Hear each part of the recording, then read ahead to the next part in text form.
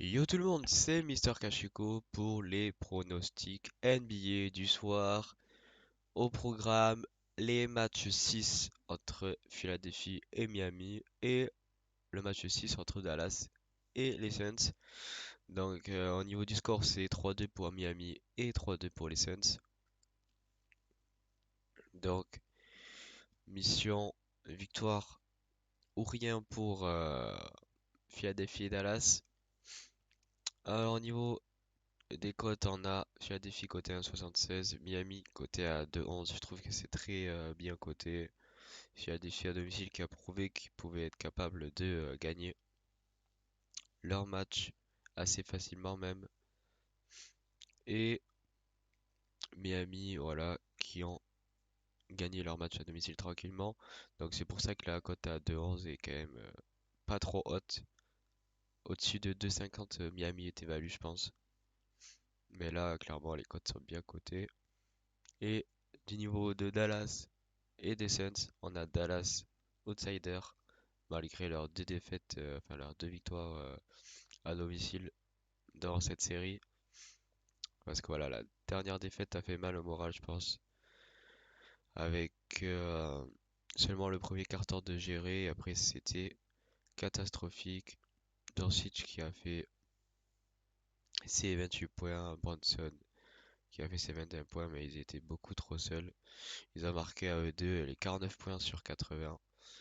Donc, pour vous dire l'efficacité de l'équipe, ils ont shooté à 38% alors que les Suns ils ont shooté à 49%.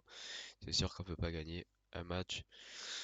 Dallas à 25% à 3 points. Ça aussi, c'était un très très grand handicap. Donc, c'est pour ça, moi perso, je mettrais les Suns favoris, mais pas super grande confiance parce que voilà, ils ont prouvé que Dallas à domicile avait du répondant et qu'ils pouvaient nettement être au-dessus des Suns en jouant bien, en jouant stratégique. Sur Chris Paul, par exemple, en lui provoquant des fautes. Clairement, l'arbitrage était plus qu'en la faveur de Dallas lors des deux matchs à domicile. Donc je pense que ça peut continuer sur ce match 6. Du coup, c'est pour ça que je pars pas sur les Suns. Mais il reste une légère value sur les Suns quand même, au vu du dernier match. Donc au niveau des pronostics, je suis parti sur des performances joueurs, comme d'habitude. Donc je suis parti du côté des matchs des Philadelphie sur performance de Tyrese Maxey. La dernière fois, ça nous a pas réussi sur les passes décisifs. Cette fois-ci, nouveau spot, ça va être sur ces 3 points. Tout simplement, j'ai choisi de parier sur le moins de 2, de moins de 3 points qui le marque. Sur la série, il y a que un match où il réalise. Donc c'est pour ça que je trouve la cote value. Le cut n'a pas bougé alors qu'il a fait quand même 3 matchs à 1 3 points marqués et un match à seulement 2 3 points marqués. Donc c'est pour ça que j'ai parié sur ça. C'est sur Unibet, voilà. Moins de 3 points de Tyrese Maxey, côté 1,62, une mise de 5 euros. Ensuite, nouveau ticket, ça va être sur Joel Embiid.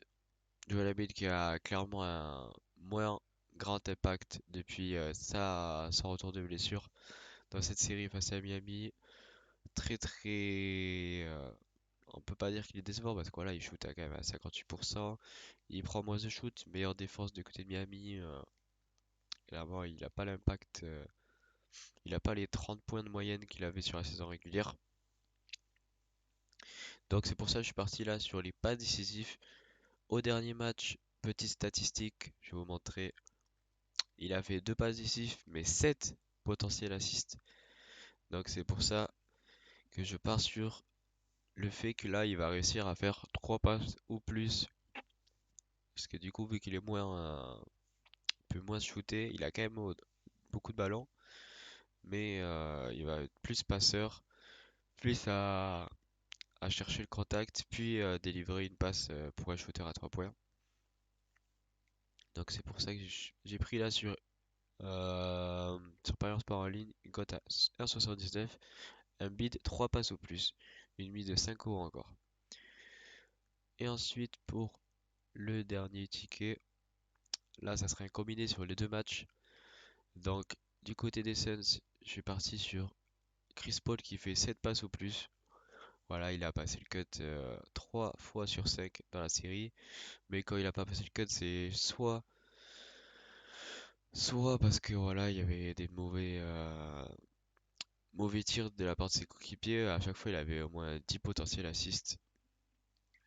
Là, en 23 minutes, il a réussi à faire les 7 passes alors qu'il a été exclu très rapidement dans le match.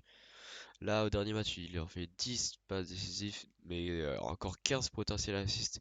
Donc là, il aurait pu faire largement plus en termes de passes décisives. Donc c'est pour ça que je pars sur le 7 passes ou plus, côté à 1,30 sur Unibet. Et je l'ai combiné à une performance joueur encore.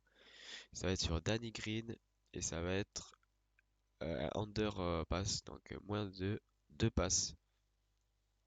Je vais vous montrer le ticket. Donc sur la série, voilà, il fait jamais 2 passes. Donc voilà, dans la saison, attendez, je vais chercher aussi ces matchs de playoffs. Voilà, dans les playoffs, il passe le cut que 2 fois. Voilà, là où il fait 3 passes et 2 passes, mais face à Miami, jamais. En plus, il joue moins que face à Toronto parce que voilà, il y a Mathias Thybulle qui prend des matchs, vu qu'à Toronto, il pouvait pas jouer. Donc là, à Miami, contre Miami, Mathias Thybulle qui garde des minutes, et donc ça fait que Danny Green, voilà, est 21 minutes, 24 minutes, là 34 minutes, parce qu'il a fait un très très gros match à 21 points, à 7 sur 9. Et sinon, là, 23 minutes, 26 minutes, donc il est loin de ses 38 minutes 46 et 28 quand même.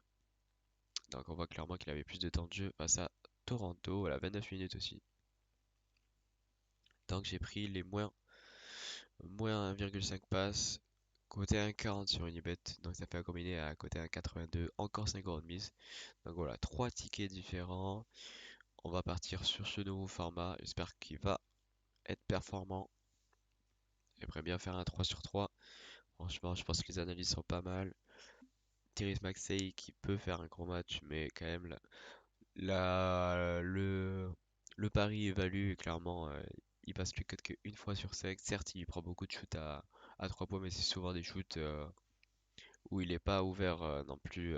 C'est des tirs contestés. Donc, je pense qu'il y a une belle confiance. Je vais vous remontrer le ticket du Embiid. Après, vous pouvez très bien jouer sur un autre bookmaker. C'est juste la meilleure cote c'est pour un sport en ligne. Mais par exemple, sur Unibet, enfin sur BetClick, on a une cote assez similaire en termes des passes de Joel Embiid. Voilà, il y a 1,70. Sur Unibet, il est coté à, on va voir les passes, 1,76, voilà. Donc voilà, on gratte 1,03 quoi. Enfin, 0,03. C'est toujours ça. Toujours jouer les meilleures cotes quand vous avez plaisir bookmakers. Ça en dirait pas, mais ça fait la différence sur le long terme en termes de bénéfices. Donc voilà, c'est tout pour moi. On se retrouve très vite. Ciao tout le monde.